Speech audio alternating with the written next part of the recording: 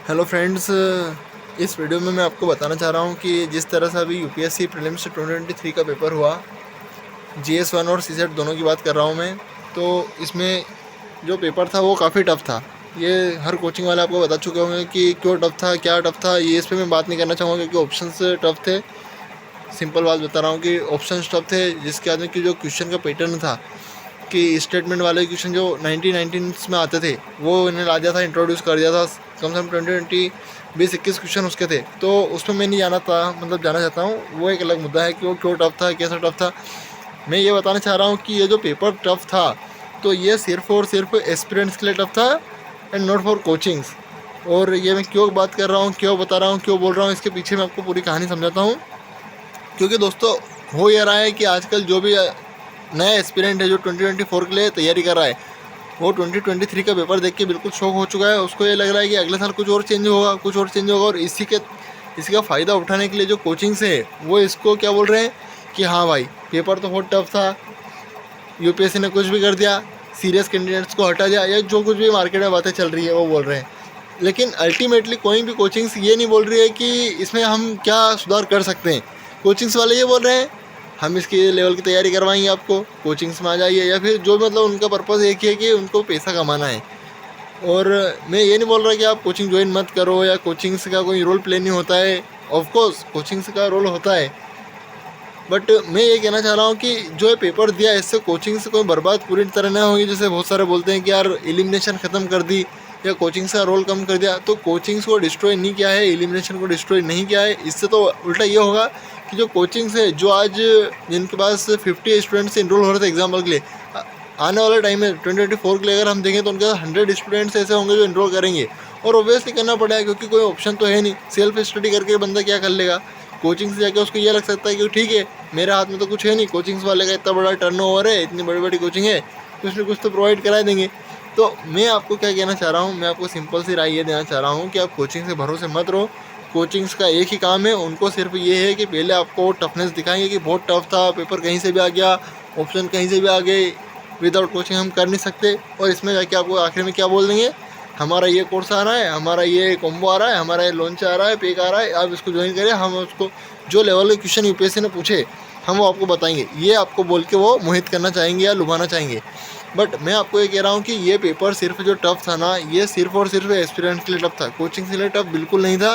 Coaching से अभी मतलब अभी कितने, आज जैसे कि आज मैं ये वीडियो शूट कर रहा हूँ 7 तारीख है, 7 जून है, मतलब कितने 10 दिन हुए, जिसमें भी बहुत से यूट्यूबर्स आपने देखे होंगे या नहीं देखे होंगे, आप देख लेना, बोल रहे हैं कि ये क्वेश्चन तो हमारे यहाँ से हुआ था, ये यहाँ से हो जाता, ये आप ये सोच लेते, या फिर यूपीएससी के पीवाईक्यू से रिपीट हो गया था। तो ये सब बातें अभी धीरे धीरे निकल के आएगी बाहर मार्केट में। ये सब आपने देखना जब आप 2024 का अटैम्प्ट देंगे, मैं भी दूंगा, जब मार्केट में इतनी बातें इसी पेपर के रिगार्डिंग जो अभी हमको टफ लग रहा है कि यार 70 कट ऑफ जाएगा, 80 कट ऑफ जाएगा, इस पर भी लोग बात करें कि ऐसे हो सकता था, इस पैटर्न में हमें ऐसे खेलना चाहिए, ऐसे प्ले करना चाहिए, सोच ये रखनी चाहिए, तो हमें उस पर नहीं जाना चाहिए। क्योंकि मैंने पेपर दिया है भाई, पेपर में क्या होता है कि 2 घंटे होते हैं, 100 क्वेश्चन होते हैं, और जब पेपर इस तरह से एकदम से आ जाए आपके सामने कि ओनली 1, ओनली 2, ओनली 3, तो बंदा क्या ही करेगा। मतलब कि अगर उसे पूरा नॉलेज है तो ये आप कर सकते हो, वरना नहीं कर सकते।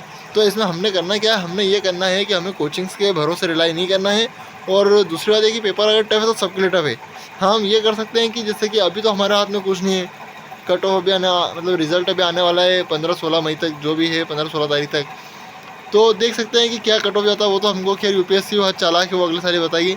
बट हमको ये करना है कि जो हमारी जो नेक्स्ट प्रिपरेशन है 2024 के लिए, उसमें ये कर सकते हैं कि नॉलेज बेस्ड वो करना है। ये नहीं कि एलिमिनेशन पे कर लिया या फिर कोई कोचिंग के भरोसे, कोचिंग कुछ नहीं बताएगी। मैं बता रहा हूँ आपको, 2023 का एग्जाम्पल लेते हैं, कितना क्या पढ़ा मैं बताता हूँ आपको।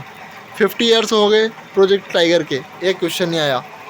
जिसके बाद में सेकेंड क्या था, जैसे कि स्टॉकहोम कॉन्फ्रेंस थी 1972, 50 साल हो गए, कुछ नहीं आया। जिसके बाद में मोदी जी ने, जैसे कि अभी बजट में आया था कि मिस्टी प्रोग्राम आया, जो कि बजट में था, मिंगरूस के लिए अलायंस हुआ था, COP27 हमने देखा था, इजिप्ट में हुआ था। मिंगरूस के ऊपर सबने पढ़ा, हर बच्चे ने पढ़ा, हर कोचिंग से ने भर भर के मटेरियल निकाला कि मिंगरूस के ऊपर आएगा, सुंदरबन पाया जाता है, सोल्ट टॉलरेंट होते हैं, ओमनीवोरस होते हैं, क्या होते हैं, जो भी होते हैं, विविपोरस, और ढेर सारी चीज़ें सबने पढ़ी, हर एस्पिरेंट ने पढ़ी, मैंने ही पढ़ी। क्वेश्चन एक नहीं आया क्योंकि यूपीएससी को पता है कि हॉट टॉपिक से क्या है, बट वो नहीं पूछेगा जो कोचिंग से आपको बता रहे। तो मेरा कहने का सिंपल सा मुद्दा ये है कि आपको अब खुद को अपना नॉलेज बेस बढ़ाना पड़ेगा और उसी लेवल तक बढ़ाना पड़ेगा जो ज़रूरी है।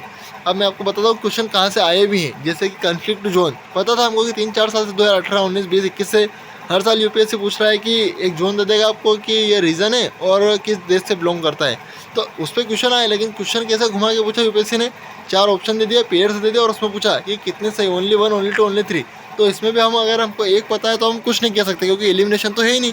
तो हमें क्या करना पड़ा कि जो नॉलेज का हमारा बेस है, हमको हर चीज़ जो भी कन्फ्लिक्ट जोन है या भी जो भी कुछ चल रहा है करंट में, उसको पढ़ना पड़ेगा और ध्यान से पढ़ना पड़ेगा और एक एक चीज़ को पढ़ना पड़ेगा। और लेवल कोई ज़्यादा नहीं, जैसे कि हमने को देखते हैं जैसे कोंगो पे क्वेश्चन आया कि कोबाल्ट कहाँ पाया था, तो कोंगो पे। अब कोंगो पे उन्होंने क्या पूछा, उसकी जियोग्राफी पूछ ली, हिस्ट्री पूछ ली, या फिर उसकी इकोनॉमी पूछ ली, पॉलिटी पूछ ली। तो हमको सिर्फ एक लेवल भीतर जाके पढ़ना है, हमको पूरी उसकी दुनिया भर की चीज़ नहीं देखनी है कि कितना क्या मतलब कि उसने अभी रिसेंट में क्या किया, उससे यूपीएससी को कोई मतलब नहीं। यूपीएससी सिर्फ आपसे क्या पूछता है, मैं आपको बेसिक बता रहा हूँ। अगर जैसे जियोग्राफी की बात करें तो वो आपसे पूछ लेगा पहली बात रिवर, सेकंड माउंटेन्स। अब आप पूछोगे माउंटेन्स आए नहीं, आ सकता है। पोर्ट्स पे क्वेश्चन आया था कहते साल से, नहीं आया था, पहले आया था 1990s में। इस साल कामराज पोर्ट दे दिया, विशाखापट्टनम पोर्ट दे दिया, जिसके बाद में लार्जेस्ट कंपनी वाला पोर्ट दे दिया, जो कि अपना गौतम अडानी जी का कौन सा है वहाँ पे गुजरात तरफ।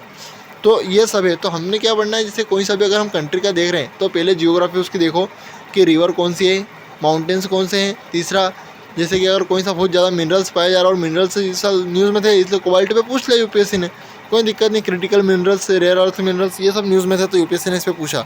तो ठीक है, मैं ये कहना चाह रहा हूँ कि जैसे कुछ भी चीज़ है तो हमें एक लेवल डीप जाके पढ़ना है, उससे ज़्यादा हमने ये नहीं कि दुनिया भर की चीज़ें पढ़ ली, उस पर 5 दिन लगा दिए, 2 दिन लगा दिए, एक दिन भी नहीं लगाना है मेरे हिसाब से। तो हमने एक दिन में कम से कम 7-8 topics, particular subject, economy, geography, history, polity, सबके कंप्लीट करने चाहिए। और इसी में हमारा सेंस बनता है, क्योंकि जिस तरह से यूपीएससी क्वेश्चन पूछ रहा है, कोई आप ये नहीं सोच सकते कि आप किसी कोचिंग के भरोसे, किसी कोचिंग से क्वेश्चन नहीं आते हैं मेरे भाइयों, मेरे दोस्तों, बहनों। मैं सिंपल बता रहा हूँ, कोचिंग्स आपको गाइडेंस प्रोवाइड कर सकती है फ्री में, जैसे कि विज़न की आप मंथली मैगजीन फ्री में डाउनलोड कर सकते हो, कोई दिक्कत नहीं है। बट उससे क्वेश्चन कितने आते हैं, एक क्वेश्चन भी नहीं आया उससे मैं, और अगर आया भी है तो आप सोल्व नहीं कर पाओगे उसको, क्योंकि टाइम होता नहीं है, यूपीएससी ऑप्शन बदल रही है। तो हमने क्या करना है कि हमारा जो नॉलेज बेस है उसको चेंज करना पड़ेगा और उस डायरेक्शन में करना पड़ेगा जिस डायरेक्शन में क्वेश्चन आ रहे हैं। एक और एग्जांपल मैं देता हूँ आपको, जिस तरह से कि प्रोजेक्ट टाइगर का तो मैंने बात कर ही ली कि 50 साल हुए थे क्वेश्चन नहीं आया, लेकिन कन्फ्लिक्ट जोन का क्वेश्चन आया, ये भी ठीक है। जिसके बाद में जैसे स्कीम्स पे से क्वेश्चन आते हैं, हर साल आते हैं। जैसे 2022 में पिछली बार पूछ लिया था अपना, ये क्या बोलते हैं, फ्लैगशिप प्रोग्राम था एक डिजिटल आयुष्मान भारत वाला। तो सबने स्कीम पढ़ते हैं कि 1, 2, 3, 1, 2, 1, 2, 1, 2, मतलब एक तो मिनिमम है सही। इस साल यूपीएससी ने क्या पूछा, अनेमिया वाला पूछ लिया। जिसके बाद में 2-3 और भी थी, मतलब इसे भी मैं रिटेन नहीं कर पा रहा हूँ। एक तो अनेमिया वाली थी, दूसरी 2-3 और थी, मतलब कि ऐसी, हाँ वो पोषण वाली थी, महिला पोषण कौन सी थी, महिला सशक्तिकरण। तो मतलब कि यूपीएससी कोई लिमिटेड चीज़ नहीं है कि आप किसी दायरे में रह के कर लोगे या किसी के भरोसे कर लोगे। यहाँ पे हमने अपना जो नॉलेज बेस है वो बढ़ाना पड़ेगा और कोचिंग से भरोसे नहीं रहना है। मैं सीधी बात बोल रहा हूँ, मैं कोचिंग से अगेंस्ट नहीं हूँ, मैं कोचिंग्स को इसलिए बोल रहा हूँ कि उनका रोल इतना बचा नहीं आजकल। उनका रोल बचा है आपको हंसी आएगी, उनका रोल क्या है, टॉपर से खरीदना। अगर सारे टॉपर्स को आप काउंट करो 2022-23 वाले को भी, तो वो 2000 से ज़्यादा चल जाएंगे, ये आप देख लेना। और ये आपको किसी ने भी बता चुके हैं, बहुत सारे लोग बता चुके होंगे। सब क्लेम क्या करते हैं, ये हमारे में से है, ये हमारे इस प्रोग्राम के हिस्सा थे, ये हमारे इस प्रोग्राम के हिस्सा थे। और टॉपर्स को देखने जाओ तो उसको तो पता ही नहीं है कि मैं किसका हिस्सा था किसका नहीं था। वो खुद शौकड है कि ये मेरा नाम कहाँ से ले रहे, क्यों ले रहे, क्या है। बट सब पैसे की दुनिया है दोस्तों, तो आपको समझना पड़ेगा और सोचना पड़ेगा एक रेशनल माइंड से। ये नहीं कि सारी जो मतलब भीड़ है वो एक तरफ भग रही है तो हम भी उसी में चल जाएं, या फिर सब कोचिंग करें तो हम भी कोचिंग का खर्चा अगर सोचोगे ना तो सोचते रह जाओगे, मतलब कितना होता है। मैं एक स्लाइड दिखाता हूँ आपको,